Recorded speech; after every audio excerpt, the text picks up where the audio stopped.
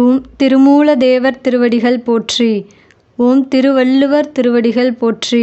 ஓம் ஆறுமுக அரங்கமகா தேசிகாய நம. பிடித்து கொள்ளுங்கள் ஞானிகள் திருவடியை.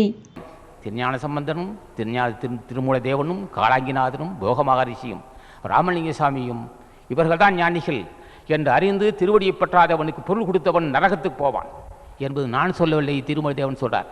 மண்மலை எத்தனை மாதனமீனும் அண்ணல் இவன் என்றே அஞ்சலி எத்தனாய் எண்ணி இறஞ்சாதார்க்கு இந்த இருவரும் நன்னுவர் ஏழான் நரகக்குடியான், நரகத்துக்கு போவான்.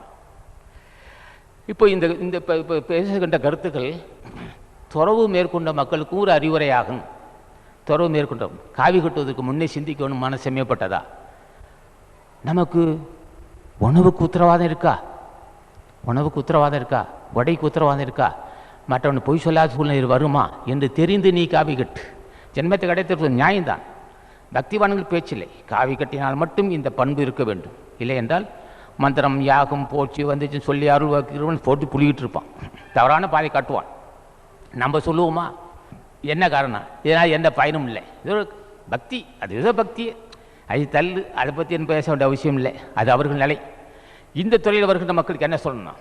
பிடி எத்தனை துன்பம் வந்தாலும் சரி, எத்தனை இடையூறு வந்த போதும் சரி, என்ன நோய் இருந்தாலும் சரி, அகத்தீசா, நந்தீசா, திருமதேவா, கரூர் தேவா, நீங்களாம் பெரியவனு பூஜை செய். நீ பூஜை செய்து ஆசி பெற்றுக்க. இல்லறத்தார்களே, நீங்களும் ஜென்மத்தை கடத்தி விட்டுருமா? இல்லை பொல்லாத வறுமையிலிருந்து விடுபட வேண்டுமா? நோயிலிருந்து விடுபட வேண்டுமா? பிடி அவர்களை. பொய் சொல்ல வேண்டிய அவசியமே இருக்கக்கூடாது. கேட்க வேண்டும் இல்லறத்தான்.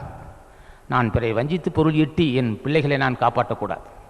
நான் பொய் சொல்லி அதன் மூலமாக என் பொருளாதாரத்தை சேர்த்து நானோ என் மனைவியோ மக்களை சாப்பிடக்கூடாது. வேண்டவே வேண்டாம். அப்பேற்பட்ட கொடுமையான செயல் செய்து நான் வாழ வேண்டிய அவசியம் இல்லை. என்னையும் என் மனைவி பிள்ளைகளை கொன்றுவிடு, ஏற்றுக்கொள்கிறேன்.